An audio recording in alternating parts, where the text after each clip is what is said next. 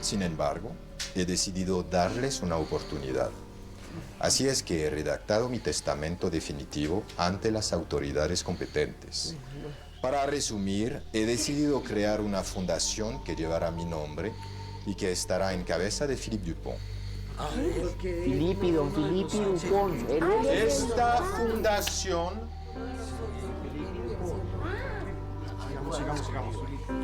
Esta fundación se va a encargar de administrar mis negocios y, llegado el momento, hacer la repartición entre ustedes de manera equitativa y por partes iguales.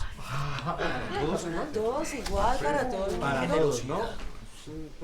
Pero para que cada uno de ustedes entre en posesión de lo que he dispuesto, van a tener que cumplir con dos condiciones. En primer lugar, y durante un año, ninguno de ustedes podrá revelarle a nadie el hecho de mi muerte. Esa es una información que no se puede filtrar. ¿Y por qué durante un año? Tal vez aquí está la explicación.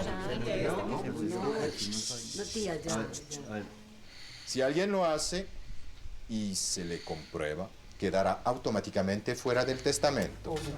Estar pendientes de sobre todo. La segunda condición para que ustedes puedan entrar en posesión de lo que dejo es que convivan en esta casa durante ese año. ¿Qué? No, pero ¿cómo? O sea, ya es un error. No he terminado. No he terminado. Con ellos. Escuchemos primero. Hortensia, deja ver. Escuchemos primero y después. En ese tiempo tendrán que superar algunas pruebas que paulatinamente se les irán revelando y que van a demostrar si en realidad merecen lo que van a recibir. No, pero ¿esto qué quiere decir? No he terminado, señor.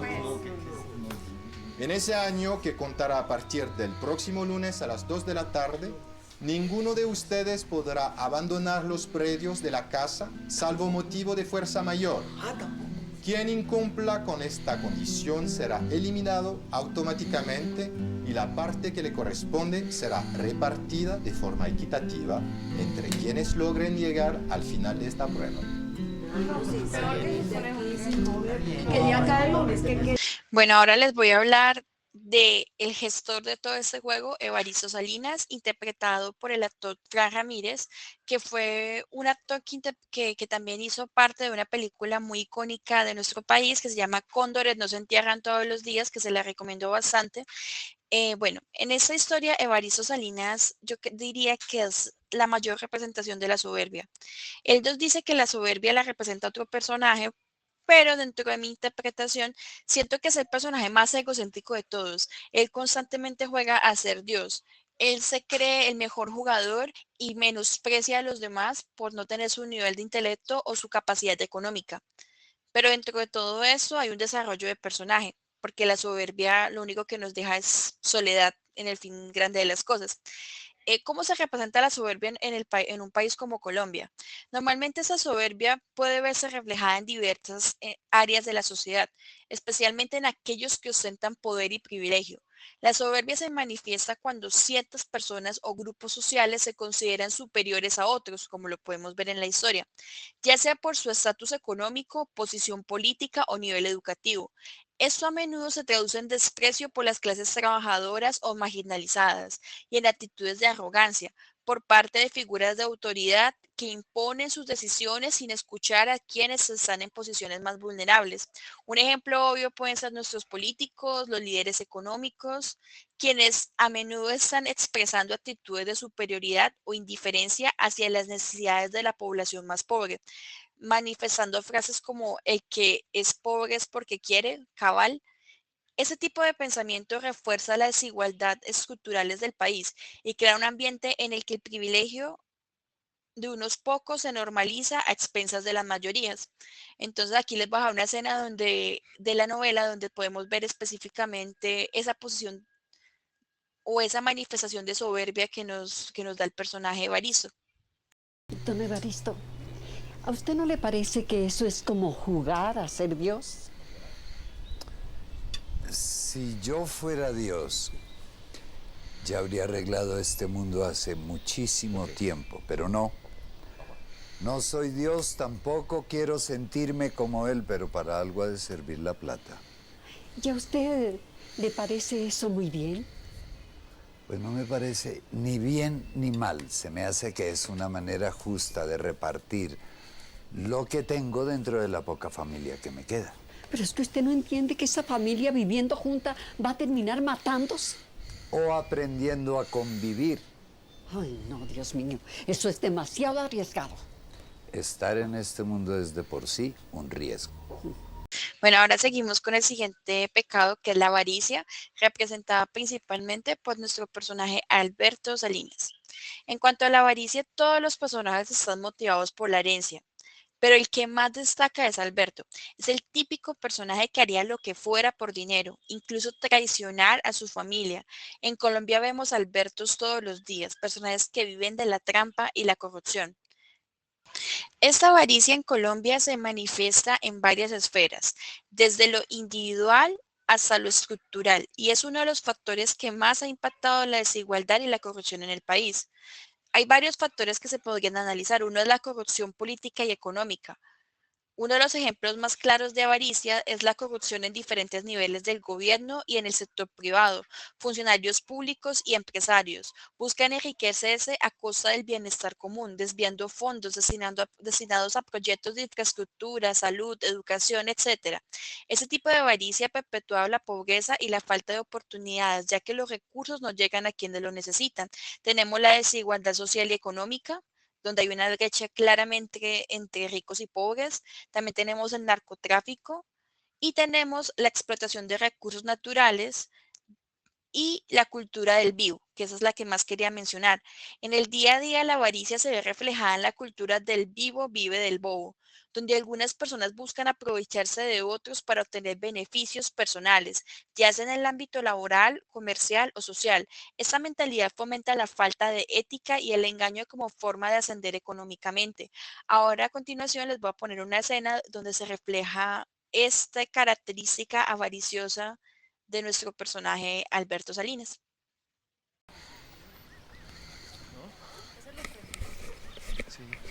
¿Cómo van? Bien, encontramos esto. Sí, también hay unas cuantas vaquitas. El problema es que yo no sé quién sepa ordeñarlos. Seguramente Livia sabe. ¿Y qué más hay? No sé, el resto está buscando. Hay que organizarse bien, ¿no? Para administrar los recursos. Sí, ¿y como qué se le ocurre al señor? Estaba pensando en proponerles un negocio que incline la balanza de nuestro lado. Negocio. Sí, la comida para esta familia va a ser como el oro puro. ¿Qué creen que va a pasar con quien controle el suministro de alimentos? Ya me lo imaginaba. Oiga, usted sí es que es mucho cafre, ¿no? Muchachos, estamos para algo grande. No se trata de aplicar principios, sino de actuar en el más despiadado y salvaje de los capitalismos. Mira, Alberto, usted fuera como cree que es, inteligente, no nos propondría semejante negocio. Nada pierdo intentándolo. Mire, esté seguro de que toda la familia se va a enterar de esto, ¿yo? Mejor, con eso consigo otros socios. Siga soñando, Albertico. Siga soñando. Bueno, ahora les voy a hablar de mi personaje favorito, que es Fabiana Salinas, que representa el pecado de la lujuria. Ella es considerada inicialmente como una femme fatale, una mujer hermosa, es una mujer que todos piensan que manipula por su belleza y sensualidad, pero más que encasillarse en el estereotipo de femme fatale, es una mujer totalmente empoderada, es una mujer que constantemente lucha por los derechos de todos, es una mujer bastante inteligente y que es prejuzgada por su apariencia física, pero es una mujer que representa valores que son muy contemporáneos teniendo en cuenta la época donde se grabó esta historia. Es una mujer que habla de feminismo, es una mujer que habla de unión, que incluso dentro de la misma historia nos habla de hacer pues hacer como una especie de resistencia de piernas cruzadas. Entonces es uno de mis personajes favoritos y también podemos representar eso en un contexto colombiano teniendo en cuenta, trayéndolo a la actualidad. Yo siento que es el personaje que más representa nuestra actualidad de las mujeres. ¿Cómo entendemos la lujuria y la sexualidad en Colombia? La lujuria tradicionalmente ha sido vista como el deseo sexual intenso. Es un tema bastante tabú en la sociedad colombiana, que está profundamente influenciada por el cristianismo y la moral conservadora. Sin embargo, es importante hablar de la lujuria porque refleja la necesidad de replantear cómo se entienden y manejan la sexualidad y el deseo en el país. Por muchos años la sexualidad, especialmente la femenina, ha sido reprimida, lo que ha llevado a la culpabilización del deseo y a la imposición de roles tradicionales que limitan la libertad de las mujeres. En ese contexto, la lujuria representa la necesidad de reivindicar el derecho a vivir y expresar la sexualidad libremente, sin juicios morales o estigmatizaciones. Esto es especialmente importante para las mujeres, quienes han sido históricamente vistas como responsables de mantener el honor familiar o social a través del control de su sexualidad. Y ahora les voy a presentar un video donde se refleje esto en la novela. ¿Qué pasó? Nada, no, Le pegó. no, no, me duele la cabeza. Livia, dígame la verdad. No pasó Livia. nada, no pasó nada. Pero en usted, serio. ¿cómo permite que...? Otra que se rinde. Si no va a decir nada importante, cállese. ¿Perdón? Déjeme ver, Livia. No es nada, en serio. Déjeme ayudarla. Bueno, serio? ¿qué vamos a hacer de comer? Oiga, ¿usted podría tener un poquito más de consideración, señora, por favor? ¿Pero cómo así? ¿Por qué? Mire, en esta casa no entiendo por qué hay tantas mujeres que son víctimas del abuso de los hombres, que se dejan tratar como ciudadanas de tercera. Livia, ¿por qué se deja maltratar así? Oiga, ese discurso feminista sí me parece ya de un trasnoche. Más bien pensemos en la comida. Hortensia no tiene nada que ver con porque aquí- feminismo, tiene que ver con respeto y con dignidad. ¿O a usted esto le parece bien? Mírela, por favor, mírela.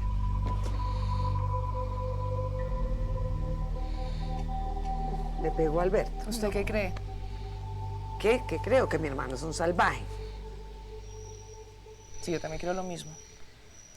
Mire, Hortensia, usted y yo nunca hemos sido buenas amigas, pero voy a cometer un error, no importa. Quiero que todas las mujeres de esta casa nos reunamos. Voy a mostrarles algo que Livia descubrió. ¿Ya está la comida? Todas, quiere decir todas. Sí, sí. Ahora vamos con el pecado de la ira. En este caso es representada por Hortensia Salinas. Es una señora que está bastante acomplejada, no solamente por su situación económica y su clasismo, sino también se siente bastante agitada porque su esposo es bastante frío.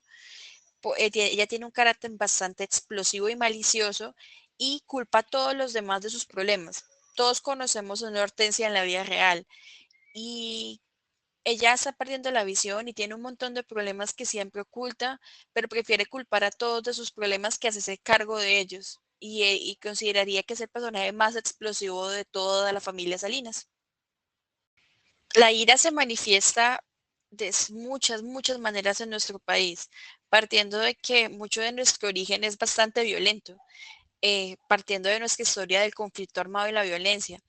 Es un conflicto que lleva décadas, donde ha habido luchas entre guerrilleros, paramilitares, el mismo Estado, y siempre ha surgido mucho ese sentimiento de venganza y de resentimiento, de odio al que es diferente.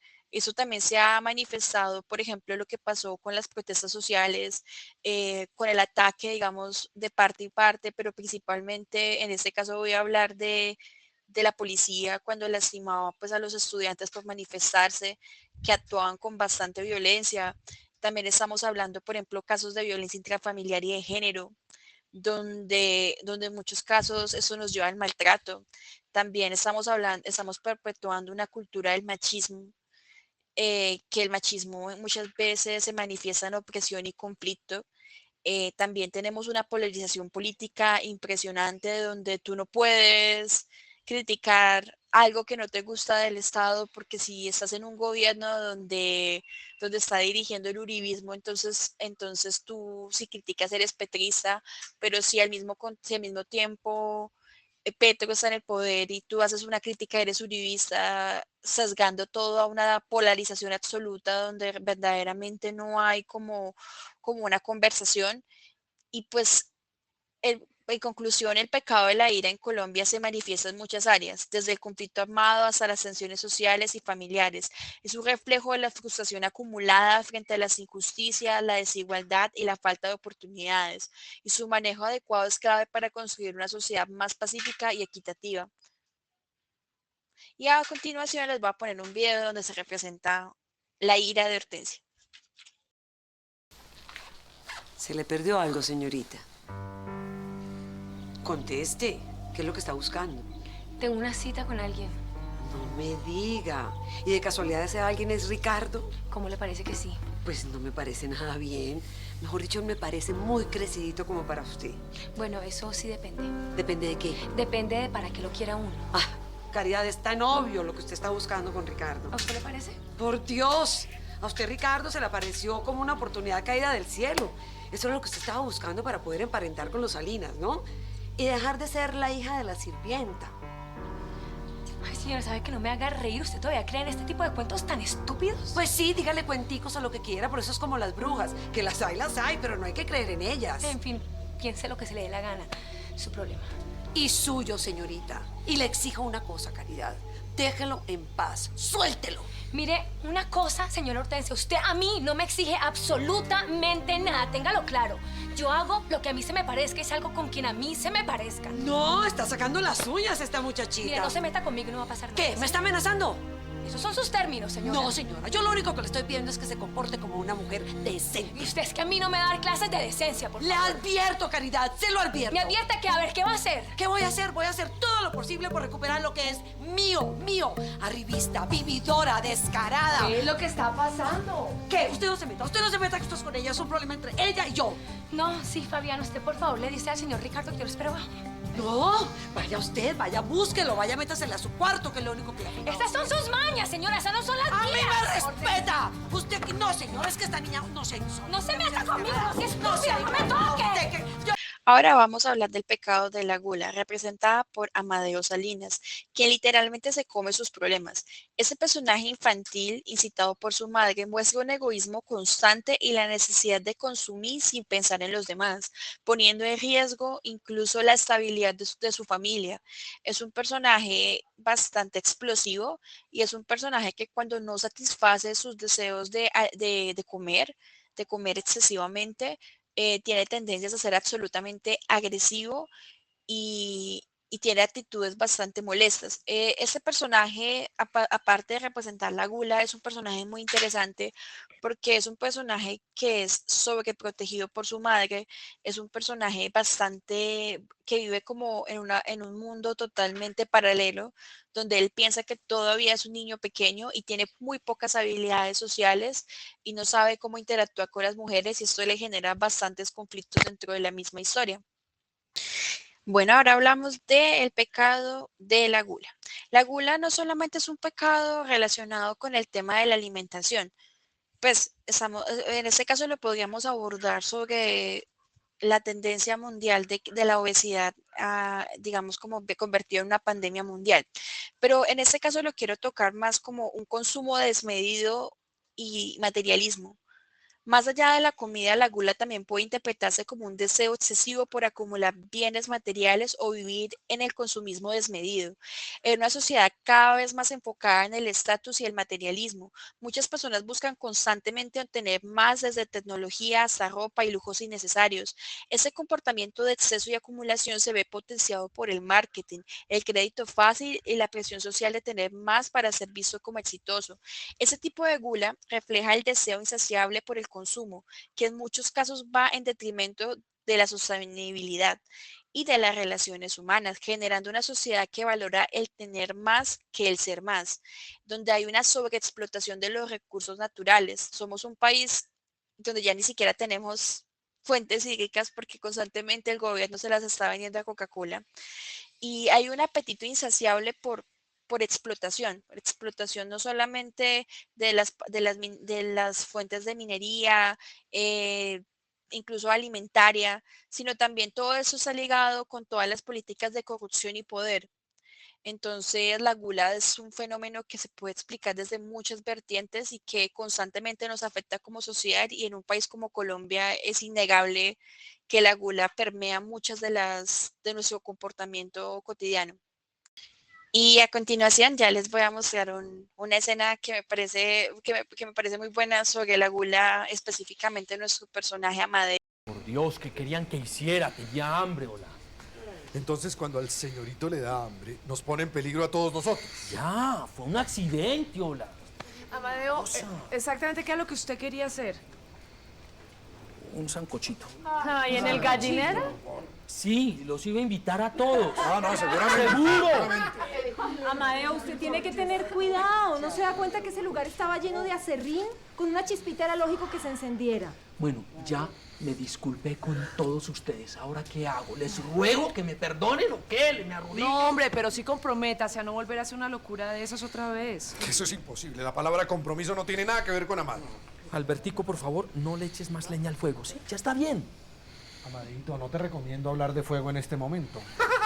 Bueno, está bien, Fabianita. Juro que no lo vuelvo a hacer. Ya. Bueno, lo peor de todo es que la mitad de las gallinas, vea, paila es paila. ¿Qué es esa manera de hablar, Milena del Pilar? ¿Cómo así que pailas, pailas? ¿Ah? ¿Eso es lo que le enseñaron las monjas allá en el colegio? Eso es mucho ¿no? Bueno, sí, que la mitad de las gallinas se quemaron y las otras literalmente salieron volando. ¿Ah, sí? Pues en ese caso lo más justo es que el culpable mañana mismo a primera hora salga, las busque y las reúna si es que puede. ¡Objeto! Amadeo es capaz de comerse las crudas. ¡Ya me cansaron sus comentarios, señor!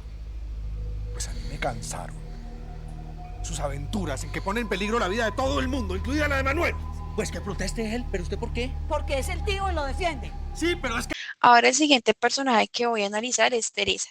Teresa es la esposa del mago Candú y es una mujer de condición social baja que siente resentimiento hacia los demás. En su lucha por ascender socialmente muestra lo que muchos llamarían un resentimiento social. Es una mujer que es muy fuerte y que es muy talentosa, pero al mismo tiempo es bastante envidiosa. Es una mujer que quiere ascender socialmente, es una mujer que tiene el apellido Salinas, pero no es su apellido principal. Ella es considerada como si fuera un miembro secundario de la familia Salinas y es una mujer que tiene un temperamento muy, muy, muy fuerte y que es un personaje bastante interesante porque ella tiene una evolución muy, muy buena dentro de la historia. Y en la fotografía está con su esposo, que como ya lo había mencionado, es el mago Candú, en el cual no necesariamente representa un pecado, pero sí hablamos de algo llamado ingenuidad. Es una persona bastante ingenua y es una persona que en cierta manera lo que más le interesa en muchos casos es su deseo y su habilidad artística. Entonces, eso se puede representar en muchos casos en Colombia, donde existe una gran envidia y muchas veces eso se puede manifestar de muchas maneras que ya les voy a mencionar. ¿En qué caso se manifestaría? Una de las principales fuentes de la envidia consideraría que la desigualdad es un factor clave que alimenta la envidia. En un país donde existe una gran disparidad entre ricos y pobres, es común que muchas personas experimenten resentimiento hacia quienes disfrutan de una vida de privilegios y oportunidades. Ese sentimiento no solo nace de la falta de acceso a recursos económicos, sino también de las diferencias en educación, salud y poder político. La envidia en ese contexto se manifiesta en la frustración de quienes luchan por ascender socialmente y ven cómo las élites parecen perpetuar sus privilegios, a menudo de manera hereditaria o a través de la corrupción. También se puede manifestar en el éxito profesional y académico, donde las personas pueden sentir rivalidad y celos por los logros de otros, la búsqueda de reconocimiento social y el deseo de obtener mejores puestos de trabajo o títulos académicos. A menudo generan resentimientos. En muchos casos se desarrollan actitudes competitivas que no se basan en el mérito, sino en el deseo de ver fracasar a los demás. También se puede notar muy fuertemente en toda la cultura popular y en el manejo de redes sociales. En las redes sociales la envidia se alimenta de la exposición constante a la vida de otros. Las plataformas digitales permiten ver de cerca los logros, viajes y lujos de otros, lo que genera un deseo constante de compararse y competir. En Colombia eso es evidente en la forma en que las personas pueden sentir envidia por el estilo de vida perfecto que muestran los influencers y figuras públicas, quienes muchas veces representan modelos inalcanzables para la mayoría de personas. En muchos de esos casos generando un resentimiento social, que es un descontento de las clases trabajadoras o empobrecidas hacia las élites y aquellos que poseen más. Y esto se genera con una gran frustración. Ahora la escena donde se manifiesta la envidia.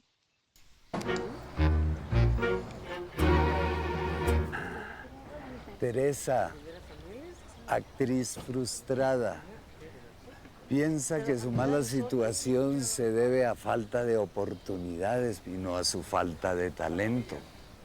La envidia la corroe y desde allí explica su miserable existencia. Ay, no, pero es muy bonita. Su belleza fue su perdición. ¿Y ese tipo? El profesor Candú. Mago, mentalista, prestidigitador, poeta y más loco que una cabra. Puede hacer cosas que llegan a ser divertidas. Su ingenuidad no tiene límites y eso puede llegar a ser una virtud. Ahora les voy a hablar de Aníbal, que es un personaje totalmente interesante que representa la pereza. Es un personaje considerado intelectual que justifica su falta de acción con teorías. Este personaje es una crítica directa a los intelectuales que no están dispuestos a mover un dedo y que se consideran mejor que los demás por dedicarse específicamente a estudiar o a tener ese acceso a, digamos, como a toda esa parte académica y por ende consideran que los demás son inferiores y piensan que lo que ellos hacen es más importante en la sociedad. Es un personaje muy, muy, muy chévere y en Colombia se puede ver un montón. Eso sí es más que seguro.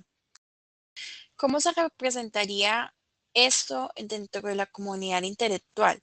Basándonos primero en la teoría sin acción. Uno de los principales puntos críticos es la idea de que teorizar sobre los problemas no es suficiente para generar cambios. En Colombia, muchos académicos e intelectuales analizan y escriben extensamente sobre la desigualdad, corrupción, violencia y otros problemas, pero hay una sensación de que ese conocimiento no se traduce en acción concreta. Este fenómeno se ve reflejado en la figura de Aníbal, quien usa su conocimiento como excusa para no actuar, representando a aquellos que evitan involucrarse en el trabajo práctico necesario para solucionar los problemas que analizan. La pereza intelectual no implica falta de pensamiento, sino falta de compromiso para pasar de las ideas a la implementación. Muchos intelectuales pueden caer en la trampa de criticar el sistema desde una posición cómoda sin enfrentar el reto de trabajar directamente en las comunidades, el gobierno o los movimientos sociales. Hay una desconexión con la realidad. En Colombia hay una percepción de que ciertos sectores de la academia y la intelectualidad están desconectados de la realidad social, como Aníbal, que se enfocan en la teoría sin intervenir en la vida práctica. Algunos intelectuales en el país tienden a aislarse en los espacios académicos, escribiendo para un público reducido o para otros académicos en lugar de dialogar con las comunidades que más benefician sus ideas.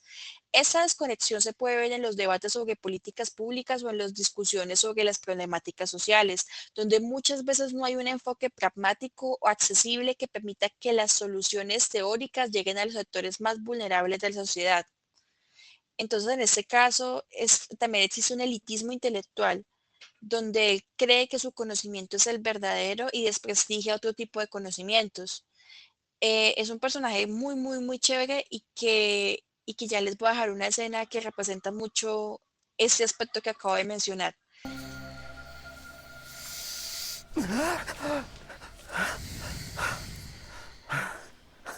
Aníbal, ¿usted se va a quedar echado todo el día? Sí, ¿por qué? ¿Usted se da cuenta de lo grave que es la situación? Mira, Albertico, en toda sociedad existe un espacio para los pensadores, para los dirigentes, para la gente que genera las ideas, que analiza. Existen los políticos, existen los pensadores, existen los críticos, gente sin la cual este mundo no daría ni una sola vuelta sobre su eje. Usted es un zángano. Sí, fíjate que hasta un zángano tiene su función predeterminada. Y bien me parece que te vayas, porque yo tengo que seguir analizando esta situación tan peculiar. Tengo que darle alguna salida utópica a este problema que se estaba saliendo de las manos de todos. Así que váyase por allá a hacer lo que tengo. Bueno, así finaliza este video. Me quedó algo largo. Pensé que me iba a quedar más corto, pero bueno, no pude resumir más. Muchas gracias. Gracias totales. Recuerden seguir mi Instagram, Estefanía X Pinto, y el Instagram del colectivo al que pertenezco, Curaduría_Callejera. Hay ranitas por todas partes porque amo las ranas y faltaron un chingo de personajes y un montón de cosas que decir, pero esto ya se está extendiendo mucho, así que bueno, después, quien quita, de pronto hago otro video y muchas gracias. Gracias totales.